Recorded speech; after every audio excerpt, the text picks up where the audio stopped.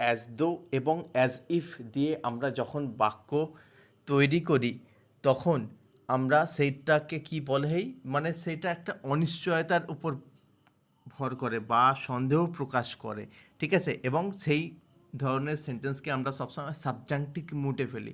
Subjunctive mood কি সেটা আমি পরবর্তীকালে আলোচনা করব। চ্যানেলটার সঙ্গে তোমরা প্রত্যেকেই জুড়ে থাকো।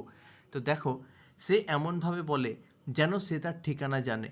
এমনভাবে বলে সে আদৌ তার ঠিকানা জানে না, কিন্তু সে এমনভাবে বলে যেন যে সে তার ঠিকানাটা জানে।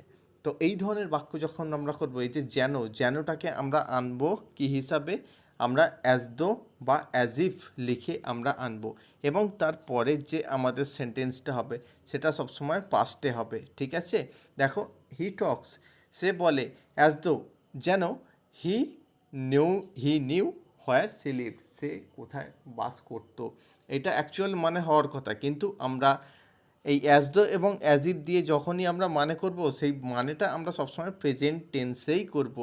সে যেন তার ঠিকানাটা জানে এমনভাবে বলে। তো দেখো পরেরটা, সে সে এমনভাবে আমাদেরকে আদেশ করে যেন আমি তার চাকর। আমি আদৌ তার চাকর নই, কিন্তু সে এমনভাবে বলে যেন আমি তার চাকর। তো দেখো, হি অর্ডার্স, সে আমাকে আদেশ করে আর কি।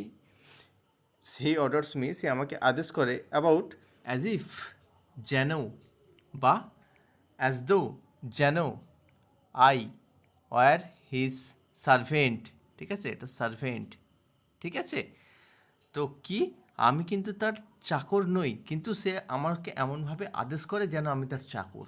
তো অ্যাজ ইফ, অ্যাজ দো দিয়ে এই ধরনের সেন্টেন্সগুলোকে আমরা তৈরি করি, এবং তারপরের যে সেন্টেন্সটা হয় সেটা পাস্টেই হয়, এবং সেটা সাবজাংটিভ মুড হিসেবে আমাদেরকে ধরতে হয়, এবং তার মানেটা কিন্তু আমরা করব, বাংলা মানেটা সেটা আমরা প্রেজেন্টেই করব। এখানে গেছে মানে তো দেখো, দেখো, রোমের বিষয়ে এমন কথা বলছে যেন সে রোমে গেছে। তো আমরা এইটাকে কি করে করব? দেখো, হি টক্স অ্যাবাউট রোম, সে রোম সম্বন্ধে কথা বলে। অ্যাজ দো বা অ্যাজ ইফ, এই অ্যাজ দো বা অ্যাজ ইফ মানে যেন, he had been there himself, সে যেন নিজে গেছে সেখানে। দেখো, তো এটা বন্ধুরা, আমাদের এই ছিল প্রেজেন্টেই আজকের কিন্তু বাংলা মানেটা হলো, কিন্তু আমরা কনস্ট্রাকশনটা করব পাস্টের, ঠিক? তো আজকে এই পর্যন্তই ছিল। যদি ভালো লাগে চ্যানেলটাকে সাবস্ক্রাইব করে বন্ধুদের সঙ্গে শেয়ার করতে পারো। ধন্যবাদ।